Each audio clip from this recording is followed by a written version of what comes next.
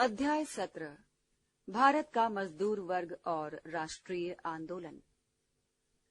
19वीं शताब्दी के उत्तरार्ध में जब आधुनिक उद्योग धीरे धीरे शुरू हो रहा था और रेलवे, पोस्ट ऑफिस और टेलीग्राफ जैसी उपयोगी सेवाओं का विकास हो रहा था, उस समय भारत में आधुनिक मजदूर वर्ग का उदय हुआ। देश के विभिन्न हिस्सों में संगठित आत्मसजग मजदूरों के अखिल भारतीय वर्ग के रूप में पृथक समूहों के उदय की प्रक्रिया भारतीय राष्ट्रीय आंदोलन के विकास और भारत के राष्ट्र बनने की प्रक्रिया से अविभाज्य रूप से जुड़ी हुई है। राष्ट्र के रूप में भारत की परिकल्पना करने से पहले भारत के मजदूर वर्ग की परिकल्पना नहीं की जा सकती थी। इस अध्याय में भारत के राष्ट्रीय आंदोलन के विकास तथा राजनीतिक वास्तविकता के रूप में मजदूर वर्ग के उद्भव और विकास के आपसी संबंधों की संक्षेप में पड़ताल की जाएगी। 19वीं शताब्दी के अंतिम दौर में जब भारत के राष्ट्रवादी बुद्धिजीवी वर्ग ने मजदूर वर्ग के आंदोलन से अपना रिश्ता कायम करना शुरू किया, इसके पहले ही कुछ आंदोलन हुए थे जिनमें बम्बई, कलकत्ता, अहमदाबाद, सूरत, मद्रास, वर्धा आदि स्थानों पर सूती मिलों और बागानों तथा रेलवे की हड़तालें शामिल हैं। बहरहाल अधिकांशतः ये छिटपुट, असंगठित और स्वतः स्फूर्त विद्रोह थे और इनका कारण थी तात्कालिक आर्थिक परेशानियां। इनका कोई व्यापक राजनीतिक असर भी नहीं था। प्रारंभ में मजदूरों की हालत सुधारने के लिए कुछ संगठित प्रयास भी किए गए थे। 1870 के दशक में कई तरह के समाजसेवी व्यक्तियों ने इस तरह के प्रयास किए थे। 1878 में सोराबजी शपूरजी बंगाल ने बम्बई की विधान परिषद में मजदूरों के काम में घंटे सीमित करने के लिए एक विधेयक रखने की कोशिश की, लेकिन इस काम में उनको सफलता नहीं मिली। 1870 में बंगाल में एक ब्रह्म समाजी शशिपद बनर्जी नाम के समाज सेवी ने मजदूरों का एक क्लब स्थापित किया और भारत श्रमजीवी नाम की एक पत्रिका भी निकाली। ये पत्रिका मासिक थी। इसका मूल मकसद मजदूरों को शिक्षित करना था। 1880 में बम्बई में नारायण मेघाजी लेखांडे ने दीन बंधु नामक एक अंग्रेजी मराठी साप्ताहिक पत्र निकाला और 1890 में उन्होंने बम्बई मिल हैंड्स एसोसिएशन शुरू किया। लोखंडे मजदूरों की सभाएं आयोजित करते रहते थे। बम्बई फैक्ट्री आयोग को उन्होंने एक बार एक स्मरण पत्र भेजा था जिस पर 5500 मिल मजदूरों के हस्ताक्षर थे। इसमें मजदूरों की कुछ न्यूनतम मांगें रखी गई थीं। इन सारे प्रयासों का मूल रूप समाज सेवा का था और ये संगठित मजदूर वर्ग के आंदोलन की शुरुआत का प्रतिनिधित्व नहीं करते। इसके अलावा तत्कालीन राष्ट्रीय आंदोलन की मुख्य धारा से इन समाजसेवी लोगों का कोई ताल्लुक नहीं है। वस्तुतः मोटे तौर पर देखें तो श्रमिकों के सवाल पर राष्ट्रीय आंदोलन की मुख्य धारा का रुख काफी उदासीन था। उस समय मजदूरों की हालत काफी खराब थी। इसके बावजूद पुराने राष्ट्रवादियों ने शुरुआती दौर में मजदूरों की स्थिति पर बहुत कम ध्यान दिया, जो कि भारतीय उद्योगों में काम करने वाले तथा यूरोपीय मालिकों के उद्योगों में काम करने वाले मजदूरों के प्रति उनका रुख भी एकदम भिन्न था और इस भिन्नता की वजह समझना कोई मुश्किल नहीं है। मजदूरों के सवाल पर शुरू के राष्ट्रवादी नेताओं का रुख काफी ढीला ढाला था। इसका एक प्रमुख कारण तो ये था कि जिस समय साम्राज्यवाद विरोधी आंदोलन एकदम शैशवावस्था में था, राष्ट्रवादी नेता किसी भी हालत में नहीं चाहते थे कि ब्रिटिश शासन के विरुद्ध चलाया जाने वाला संघर्ष कमजोर हो। तत्कालीन उपनिवेशवादी परिस्थिति में इसको वे अपना प्रमुख कार्यभार मानते थे। वे नहीं चाहते थे कि भारतीय जनता भीतर से किसी भी तरह विभाजित हो। भारतीय राष्ट्रीय कांग्रेस के दूसरे ही अधिवेशन 1886 में दादा भाई नौरोजी ने ये बात साफ कर दी थी कि कांग्रेस को उन सवालों तक ही सीमित रखना चाहिए जिनमें पूरे राष्ट्र की भागीदारी हो तथा सामाजिक सुधारों और विभिन्न वर्गों के पारस्परिक समायोजन का कार्य कांग्रेस की उप समितियों के हवाले कर देना चाहिए। जैसा कि हम आगे के अध्यायों में देखेंगे, आगे चलकर राष्ट्रीय आंदोलन के शक्तिशाली होने पर राष्ट्रवादी नेताओं में ऐसी विचारधारा वाले लोग भी आए जिनका श्रमिकों के प्रति रवैया अपेक्षाकृत कम निषेधात्मक था। श्रमिकों की ओर कांग्रेस का सक्रिय रूप से झुकाव बढ़ता गया। श्रमिकों को एकजुट करने के प्रयास किए गए तथा इस बात के प्रयास भी किए गए कि साम्राज्यवाद विरोध मोर्चे के भीतर अधिक शक्तिशाली वर्गों की तुलना में सौदेबाजी में इसकी स्थिति बेहतर हो जाए। लेकिन साम्राज्यवाद विरोधी संयुक्त मोर्चे को बरकरार रखने की कोशिश करते हुए भी मजदूर वर्ग गरीबों के हितों की एक तरफा कीमत पर एकता के प्रयास नहीं किए गए। इसके विपरीत इस एकता के लिए सभी वर्गों को त्याग करना पड़ा या छूट देनी पड़ी। इस त्याग और छूट देने में पूंजीपति वर्ग भी शामिल था। बहरहाल इस स्थिति में भारतीय मिल मालिकों के खिलाफ श्रमिकों के सवाल पर विचार करने के प्रति राष्ट्रवादी नेताओं में अनिच्छा साफ जाहिर होती थी। ज्यादातर राष्ट्रीय अखबारों ने काम की स्थितियों के बारे में सरकार द्वारा कानून बनाने की जरूरत को अस्वीकार किया और 1881 तथा 1891 के फैक्ट्री अधिनियम का सक्रिय होकर विरोध किया। इसी तरह भारतीय सूती कपड़ा मिलों में होने वाली हड़तालों को आम तौर पर समर्थन नहीं मिला। साम्राज्यवाद विरोधी आंदोलन में किसी तरह की फूट न पैदा हो, राष्ट्रवादी नेताओं की ऐसी इच्छा थी। लेकिन इस इच्छा के अलावा भी उन्होंने जो रुख अख्तियार किया था, उसके और भी कई कारण थे। राष्ट्रवादियों ने इस बात को समझा था और उनका समझना सही था कि ब्रिटिश उत्पादकों के हितों की रक्षा का ध्यान में रखकर सरकार ने श्रम कानून बनाने की पहल की थी। इन ब्रिटिश उत्पादकों को भारतीय उत्पादकों की प्रतिस्पर्धा का सामना करना पड़ रहा था और भारत में उनके उत्पादकों का बाजार सिकुड़ता जा रहा था। इसलिए उन लोगों ने भारत में फैक्ट्री अधिनियम बनाने के लिए सरकार पर दबाव डाला। इस अधिनियम के चलते भारत में श्रमिकों के काम के घंटे कम कर दिए जाते और इस तरह भारतीय उत्पादकों की बाजार में पहले से बढ़ी हुई प्रतिस्पर्धा की ताकत कम हो जाती। इतना ही नहीं, उस जमाने के राष्ट्रवादी नेता तीव्र उद्योगीकरण को देश की गरीबी और अधोगति के लिए एकमात्र औषधि मानते थे और इस प्रकार का कोई कदम नहीं उठाना चाहते थे जिससे उद्योगीकरण की इस प्रक्रिया में खलल पड़े। उनका कहना था कि भारतीय उद्योग अभी शैशवावस्था में है और श्रम कानून का इस पर विपरीत प्रभाव पड़ेगा। ये सोने के अंडे देने वाली मुर्गी को मारने जैसा होगा। लेकिन उस समय भी एक राष्ट्रवादी अखबार था जिसका नाम मराठा था। ये क्रांतिकारी विचारक G.S. आगरकर के प्रभाव में था।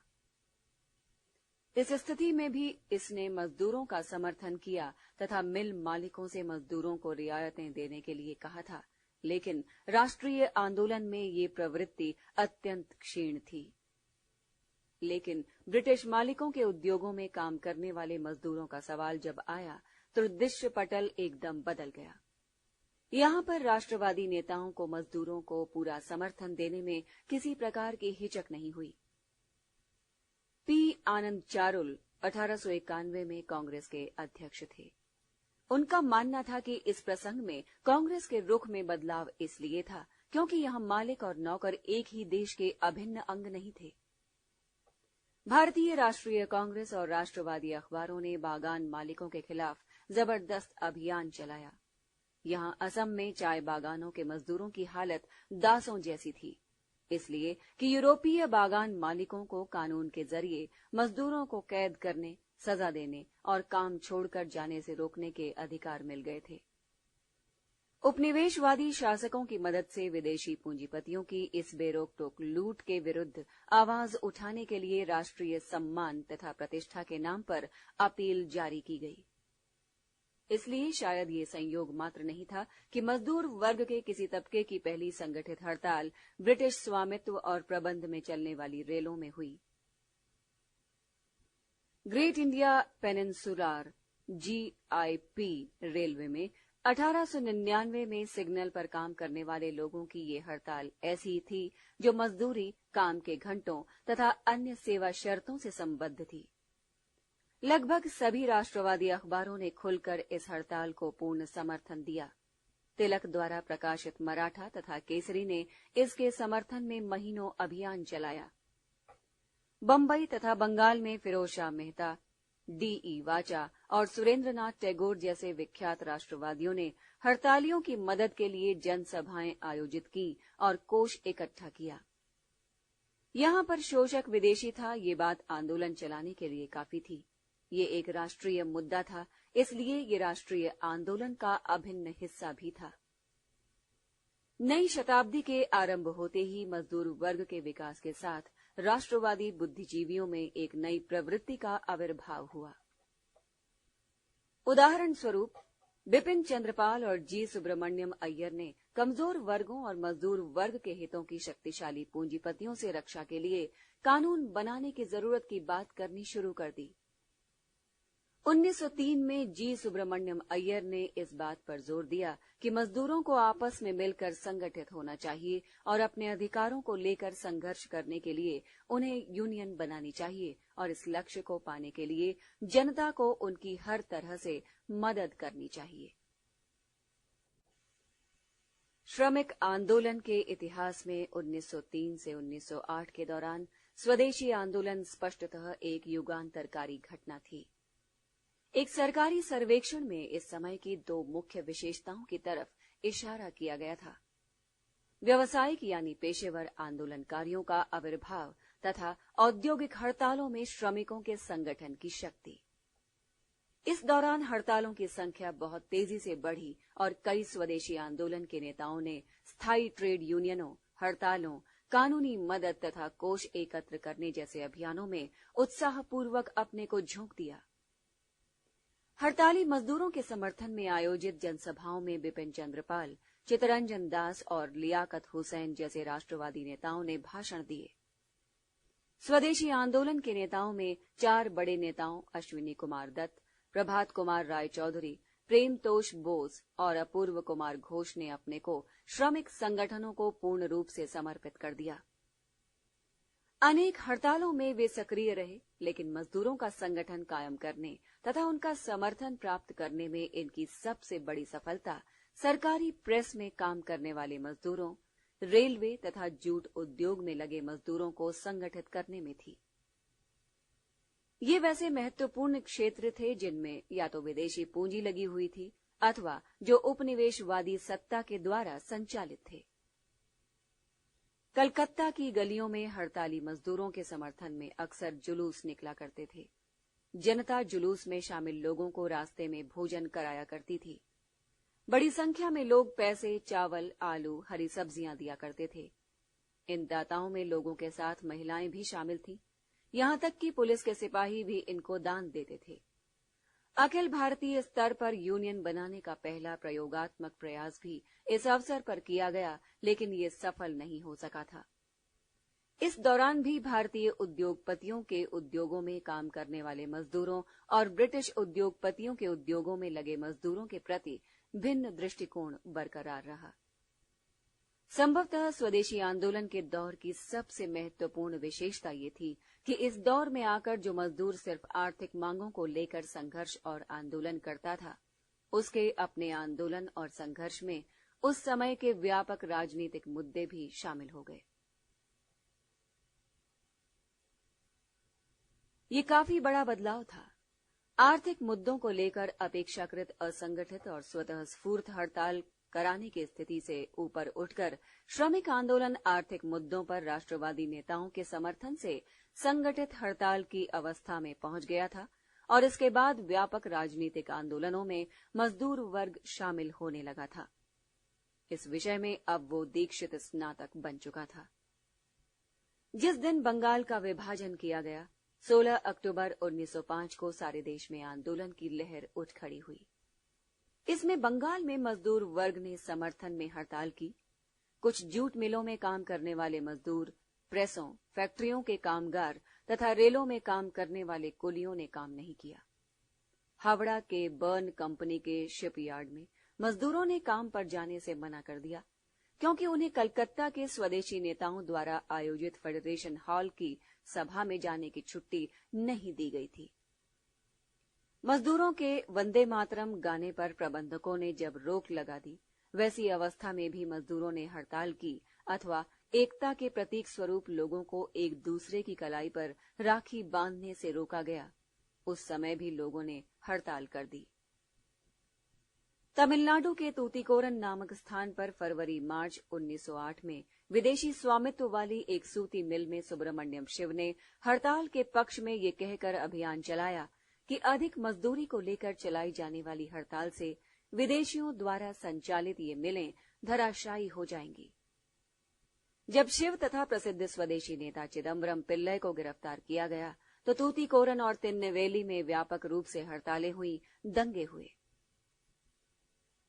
पंजाब में रावलपिंडी में हथियार गोदाम तथा रेलवे के इंजीनियरिंग विभाग के मजदूरों ने हड़ताल कर दी।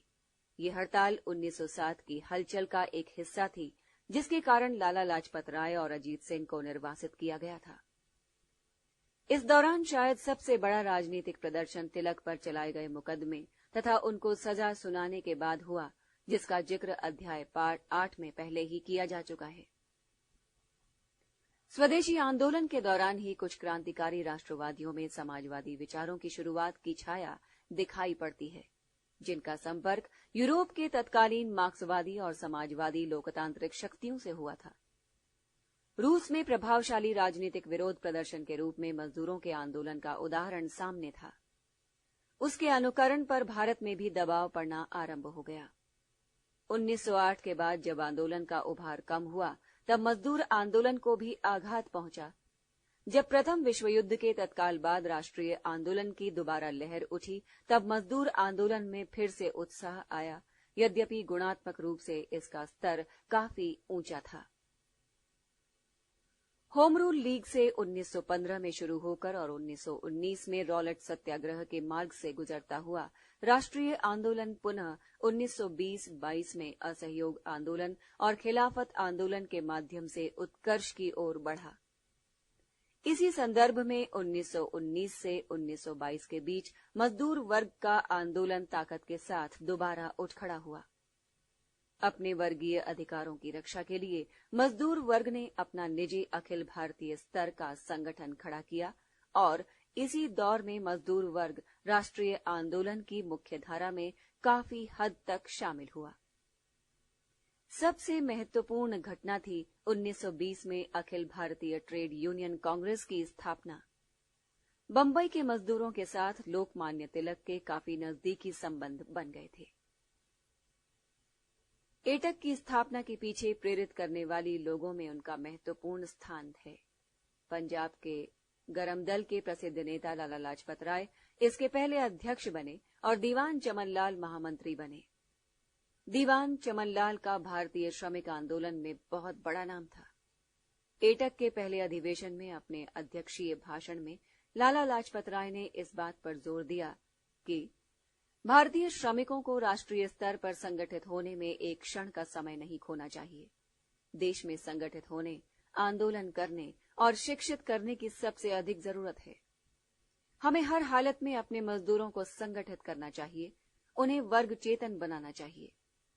जबकि उन्हें पता था कि आगे आने वाले थोड़े समय के लिए मजदूरों को बुद्धिजीवियों से मदद, सहयोग और दिशा निर्देश की आवश्यकता होगी, ऐसे बुद्धिजीवी जो उनके हित में अपना हित जोड़कर देखते हैं।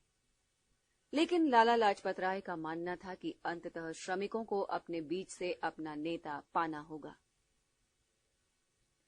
एटक ने मजदूरों के लिए जो घोषणा पत्र जारी किया था, उसमें उनसे न केवल संगठित होने का आग्रह किया था, बल्कि राष्ट्रीय राजनीति में हस्तक्षेप के लिए भी उनसे कहा गया था।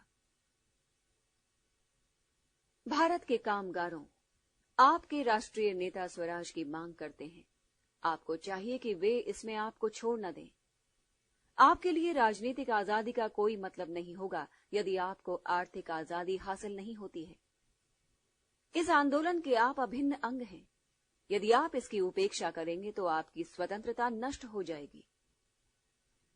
भारत में लाला लाजपत राय पहले व्यक्ति थे जिन्होंने पूंजीवाद को साम्राज्यवाद से जोड़कर देखा था और इस गठजोड़ से लड़ने के लिए मजदूर वर्ग की भूमिका पर जोर दिया था।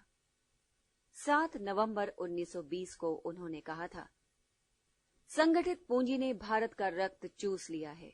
आज ये संगठित पूंजी के पैरों के नीचे बेहाल पड़ा है। सैन्यवाद और साम्राज्यवाद पूंजीवाद के जुड़वां बच्चे हैं। वे तीनों एक में ही हैं। एक ही के ये 3 रूप हैं। इनकी छाया, इनका फल और इनके तने सब जहरीले हैं। बहुत हाल में इनके जहरीले प्रभाव के लिए प्रतिविष ढूंढा गया है और ये प्रतिविष है संगठित मजदूर। भारतीय उद्योगों में काम करने वाले श्रमिकों के प्रति राष्ट्रवादी दृष्टिकोण में परिवर्तन को प्रतिध्वनित करते हुए लाला लाजपत राय ने कहा था, अक्सर हमसे कहा जाता है कि जापान और मैनचेस्टर के सफल प्रतियोगिता के लिए भारतीय पूंजी को लाभ की उच्च दर के लिए छूट मिलनी चाहिए और इसके लिए सस्ता श्रम जरूरी है। इस तर्क की वैधता को मानने के लिए हम तैयार नहीं हैं। देशभक्ति की अपील से धनी तथा निर्धन दोनों पर एक जैसा प्रभाव होना चाहिए। वस्तुतः गरीब से अधिक धनी व्यक्तियों को उसके नतीजे भुगतने चाहिए। सच में भारतीय उद्योगों के विकास के तरीके केवल श्रमिकों की कीमत पर नहीं अपनाए जाने चाहिए। भारतीय पूंजीगत और मजदूर में बराबर की साझेदारी होनी चाहिए और तर्कगत और न्यायोचित अनुपात में लाभ की भागीदारी पर दोनों में सहमति होनी चाहिए। यदि इसके बाद भी भारतीय पूंजीपति श्रमिकों की जरूरत को नजरअंदाज करना चाहता है और सिर्फ अपने भारी लाभ के बारे में ही सोच सकता है, तो श्रमिकों की तरफ से इसे किसी प्रकार की प्रतिक्रिया की उम्मीद नहीं रखनी चाहिए और आम जनता से भी किसी प्रकार की सहानुभूति की उम्मीद नहीं रखनी चाहिए। इसी तरह एटक के दूसरे सम्मेलन में स्वराज के पक्ष में एक प्रस्ताव पेश करते हुए दीवान चमनलाल ने संकेत किया था कि ये स्वराज पूंजीपतियों के लिए नहीं, मजदूरों के लिए होगा। लाला लाजपत राय के अलावा उस समय के कुछ बड़े राष्ट्रवादी नेता एटक से अत्यंत निकट से जुड़े हुए थे। इसके तीसरे और चौथे अधिवेशन की अध्यक्षता चितरंजन दास ने की थी और इस क्रम में बाद के कुछ महत्वपूर्ण नाम हैं CF Andrews, JM Sengupta, Subhash Chandra Bose, Jawaharlal Nehru और सत्यमूर्ति। 1922 के गया अधिवेशन में भारतीय राष्ट्रीय कांग्रेस ने एटक के बनने का स्वागत किया तथा इसके काम में मदद करने के लिए एक समिति बनाई गई जिसमें कांग्रेस के नामी गिरामी नेता शामिल थे। गया कांग्रेस के अपने अध्यक्षीय भाषण में चितरंजन दास ने कहा था कि मजदूरों और किसानों को कांग्रेस को अपने हाथ में ले लेना चाहिए और उनके विशेष हितों को ध्यान में रखकर उनको संगठित करना चाहिए तथा उच्च आदर्श को ध्यान में रखकर भी उनको संगठित किया जाना चाहिए, जिस आदर्श में उनकी विशेष जरूरतों को पूरा करने का लक्ष्य है और इस प्रकार के हितों के प्रति समर्पण स्वराज के लिए समर्पण है। यदि ये नहीं किया गया तो उन्होंने चेतावनी दी कि मजदूरों और किसानों का संगठन स्वराज के आदर्श से अपने को अलग कर लेगा और अपने विशेष हितों के लिए वर्ग संघर्ष का रास्ता अख्तियार करेगा। बदली हुई परिस्थिति के प्रति मजदूर वर्ग ने अत्यंत शानदार तरीके से प्रतिक्रिया व्यक्त की। 1920 में यूनियनों की संख्या 125 थी, जिनमें 2,50,000 सदस्य थे और इनमें से अधिकांश यूनियनों की रचना 1919-20 के दौरान हुई थी। देश की प्रमुख राजनीतिक घटनाओं में मजदूरों की भागीदारी काफी उल्लेखनीय थी। पंजाब में दमन और गांधी जी की गिरफ्तारी के बाद 1919 में अहमदाबाद और गुजरात के अन्य भागों में मजदूर वर्ग ने हड़ताल कर दी, आंदोलन किया और प्रदर्शन भी किया। अहमदाबाद में सरकारी भवनों में आग लगा दी गई, रेलों को पटरी से उतारा गया तथा टेलीग्राफ के तार काट दिए गए। दमन चक्र चला जिसमें 28 लोग मारे गए और 123 घायल हुए। मजदूरों के आंदोलन के कारण कलकत्ता और बंबई भी हिल गए। आर्थिक मांगों को लेकर और नस्ली भेदभाव के खिलाफ रेल कर्मचारियों की हड़ताल तथा उपनिवेशवाद विरोधी आम जनता के संघर्ष साथ साथ चले। 1919 और 1921 के बीच कई अवसरों पर रेल कर्मचारियों ने रॉलेट एक्ट विरोधी आंदोलन, असहयोग तथा खिलाफत आंदोलन के समर्थन में हड़ताल रखी। उत्तरी क्षेत्र में अखिल भारतीय आम हड़ताल का उत्तर पश्चिम रेलवे कर्मचारियों ने आह्वान किया। ये बात अप्रैल 1919 की है। इसको काफी अधिक समर्थन मिला। लाजपत जग्गा ने यह दिखाया कि देश के अधिकांश हिस्से में रेल कर्मचारियों के लिए गांधी जी उपनिवेशवादी शासन और शोषण के प्रति प्रतिरोध के प्रतीक बन गए थे, उसी प्रकार जैसे भारतीय रेलें ब्रिटिश साम्राज्य राज की राजनीतिक और व्यावसायिक इच्छा शक्ति का प्रतीक थी। नवंबर 1921 में प्रिंस ऑफ वेल्स के भारत के दौरे के समय कांग्रेस ने सारे देश में बहिष्कार का आह्वान किया और संपूर्ण देश में हड़ताल करके मजदूरों ने इसका उत्तर दिया। बंबई की सूती कपड़ों की फैक्ट्रियां बंद रहीं और लगभग 1,40,000 मजदूर सड़कों और गलियों में निकल पड़े, दंगा किया और उन पारसियों और ब्रिटिश लोगों पर आक्रमण किया जो वेल्स के राजकुमार के स्वागत के लिए गए थे। इन घटना संकुल वर्षों में जिस चेतना और प्रेरणा ने मजदूरों को प्रभावित किया और राष्ट्रीय आंदोलन की लहर तथा मजदूरों की आकांक्षाएं एक दूसरे के अनुरूप बने, उनकी सबसे अच्छी अभिव्यक्ति अर्जुन आत्माराम आल्वे के शब्दों में हुई है, जो बंबई के सूती कपड़ा मिल में मजदूरी करते थे और बेपढ़े लिखे थे। बाद में चलकर वे मजदूर आंदोलन में बहुत बड़ी हस्ती बने। जिस समय हमारा संघर्ष चल रहा था, देश में राजनीति आंदोलन का नगाड़ा बज रहा था। कांग्रेस ने बहुत बड़ा आंदोलन शुरू किया जिसमें भारत के लिए स्वशासन की मांग रखी गई। उस समय हम मजदूर लोग स्वराज का अर्थ सिर्फ इतना समझते थे कि हमारे कर्जे समाप्त हो जाएंगे, सूदखोरों द्वारा दमन खत्म हो जाएगा, हमारी मजदूरी बढ़ेगी, मालिकों द्वारा दमन, उनके मुक्के, लात, घूंसे, कानून बनाकर रोक दिए जाएंगे और इस प्रकार हम मजदूरों को दी जाने वाली यातना का अंत हो जाएगा। हम मजदूरों के मन में ये और इसी तरह के अन्य विचार उठा करते थे और बहुत सारे मजदूरों ने, जिनमें मैं खुद भी था, असहयोग आंदोलन के दौरान स्वयंसेवक के रूप में अपना नाम दर्ज कराया। गांधी जी द्वारा 1918 में Ahmedabad textile labour association TLA की स्थापना की गई। इसका जिक्र किए बिना इन वर्षों की घटनाओं का कोई भी विवेचन अधूरा माना जाएगा, जो संभवतः उस समय की सबसे बड़ी ट्रेड यूनियन थी, जिसकी सदस्यता सूची 14,000 मजदूरों की थी।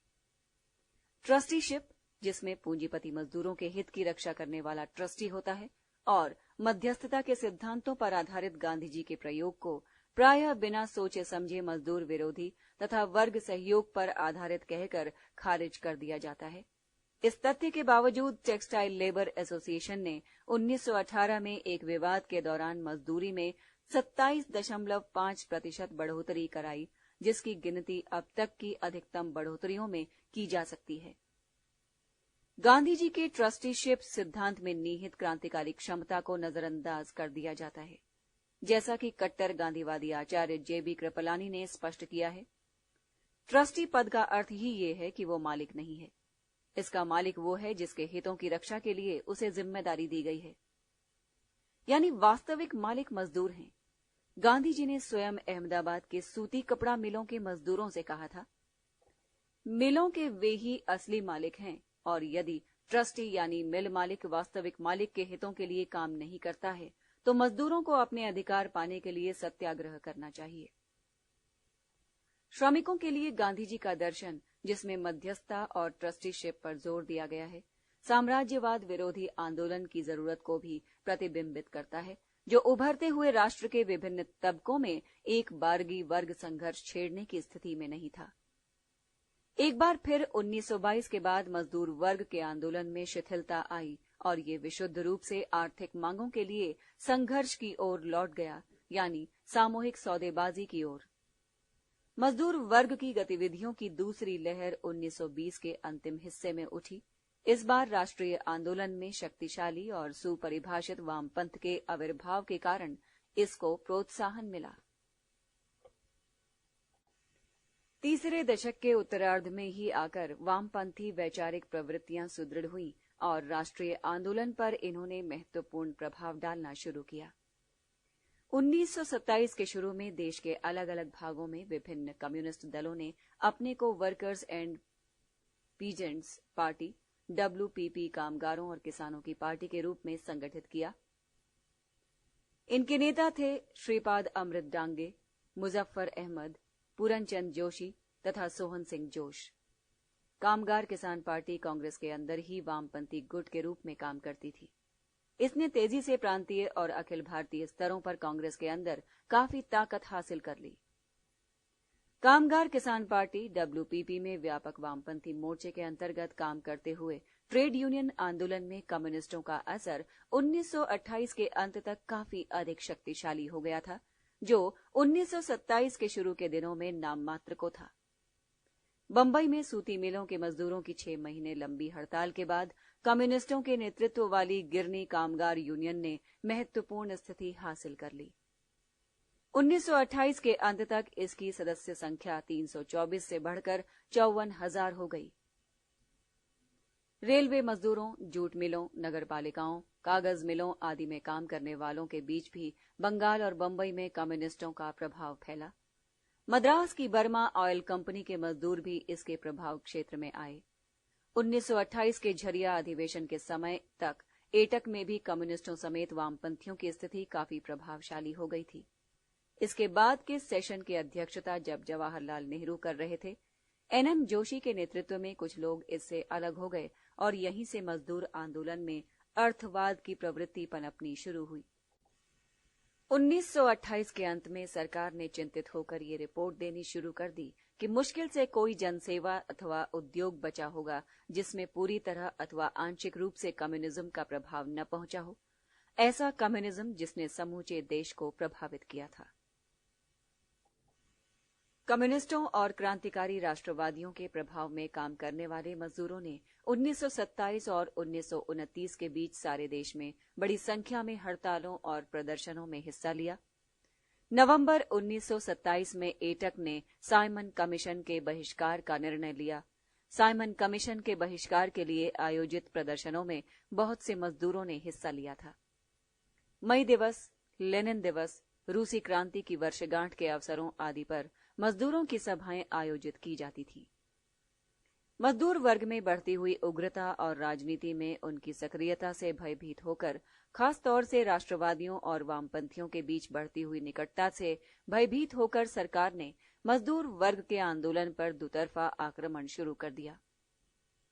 एक ओर इसने दमनकारी कानून बनाए, जैसे पब्लिक सेफ्टी एक्ट और ट्रेड डिस्प्यूट एक्ट, और लगभग एक बार में ही मजदूर आंदोलन में सक्रिय सभी क्रांतिकारी नेताओं को गिरफ्तार कर लिया गया था और उनके खिलाफ षड्यंत्र का मुकदमा चलाया गया, जिसे मेरठ षड्यंत्र केस के नाम से जाना जाता है। दूसरी ओर कुछ रियायतें देकर मजदूर आंदोलन के एक बड़े हिस्से को सरकार ने तोड़ने की कोशिश की और इसमें उसे सफलता भी मिली। इसके उस हिस्से को संविधानवादी और संगठनवादी मोड़ दे दिया गया। मजदूर आंदोलन को बहुत बड़ा आघात पहुंचा, कुछ तो सरकार के इस आक्रामक रुख के कारण और कुछ कम्युनिस्टों के नेतृत्व वाले हिस्से में रुझान में परिवर्तन के कारण। जैसा आगे अध्याय 24 में स्पष्ट किया गया है कि 1928 की समाप्ति के समय से कम्युनिस्टों ने राष्ट्रीय आंदोलन की मुख्य धारा से जोड़ने और उसके भीतर रहकर काम करने की अपनी नीति को पलट दिया। इसके कारण कम्युनिस्ट राष्ट्रीय आंदोलन में अलग थलग पड़ गए, यहां तक कि मजदूर वर्ग पर भी उनकी पकड़ बहुत थोड़ी रह गई। जीकेयू गिरनी कामगार यूनियन की सदस्य संख्या जो दिसंबर 1928 में 54,000 थी, घटकर 1929 के अंत तक 800 हो गई। इसी प्रकार एटक के भीतर भी कम्युनिस्ट अलग थलग पड़ गए तथा 1931 के विभाजन में उनको निकाल बाहर किया गया। भारत की कम्युनिस्ट पार्टी सीपीआई 1930 के एक दस्तावेज में बंबई के मजदूरों पर सविनय अवज्ञा आंदोलन से कम्युनिस्टों के अलग थलग होने के प्रभाव को दर्शाते हुए कहा गया है, हमने संघर्ष से यानी सविनय अवज्ञा आंदोलन से अपना हाथ खींच लिया है और पूरा क्षेत्र कांग्रेस के लिए खाली कर दिया। अपनी भूमिका को हमने एक छोटे समूह तक सीमित कर लिया। इसका नतीजा ये हुआ कि मजदूरों के मन में ये विचार पैदा हुआ कि हम लोग कुछ नहीं कर रहे हैं और कांग्रेस ही एकमात्र संगठन है जो साम्राज्यवाद के विरुद्ध संघर्ष जारी रखे हुए है। इसलिए मजदूरों ने कांग्रेस के नेतृत्व के पीछे चलना शुरू कर दिया। बहरहाल सविनय अवज्ञा आंदोलन में देश भर में मजदूरों ने हिस्सा लिया। शोलापुर के सूती मिल मजदूरों ने, कराची के गोदी मजदूरों ने, कलकत्ता के परिवहन और मिल मजदूरों ने तथा मद्रास के मिल मजदूरों ने बड़ी बहादुरी से आंदोलन के दौरान संघर्ष किया। 7 और 16 मई के बीच शोलापुर में जब पुलिस ने एक ब्रिटिश विरोधी जुलूस को रोकने के लिए गोली चलाई तो सूती मिल के मजदूर हिंसा पर उतारू हो गए। सरकारी कार्यालयों, कचहरियों, थानों और रेलवे स्टेशनों पर लोगों ने हमला किया और कुछ दिनों के लिए विद्रोहियों ने प्रशासन को अपने हाथ में ले लिया। कस्बे में राष्ट्रीय झंडा फहराया गया। विद्रोही शक्तियों को कुचलने के लिए सरकार को मार्शल लॉ की घोषणा करनी पड़ी। कुछ मजदूरों को फांसी दी गई और कुछ को लंबी सजाएं सुनाई गई। सविनय अवज्ञा आंदोलन के दौरान बंबई में कांग्रेस ने नारा दिया था कि मजदूर और किसान कांग्रेस के हाथ पांव हैं। 1930 में 4 फरवरी को 20,000 मजदूरों ने, जिनमें अधिकांश जीआईपी रेलवे में काम करने वाले थे, काम बंद कर दिया। 6 अप्रैल को, जिस दिन गांधी जी ने नमक कानून तोड़ा, जीआईपी रेलवे यूनियन के कर्मचारियों ने एक नए तरह का सत्याग्रह शुरू किया। उत्तर बंबई के बाहरी इलाकों के स्टेशनों पर उनके झुंड पहुंचते थे और अपने सामने लाल झंडा लगाकर रेलवे लाइन पर लेट जाते थे। रेलवे लाइन को साफ करने के लिए पुलिस को गोली चलानी पड़ी।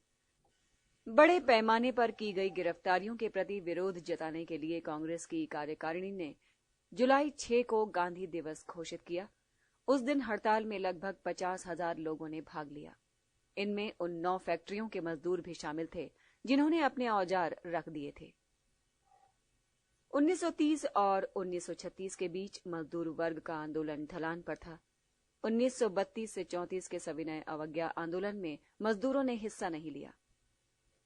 1937 से 1939 के दौरान जब लोकप्रिय मंत्रिमंडलों का गठन हुआ और प्रांतों को स्वायत्तता हासिल हुई, तब जाकर मजदूर वर्ग की गतिविधियों की दूसरी लहर उठी।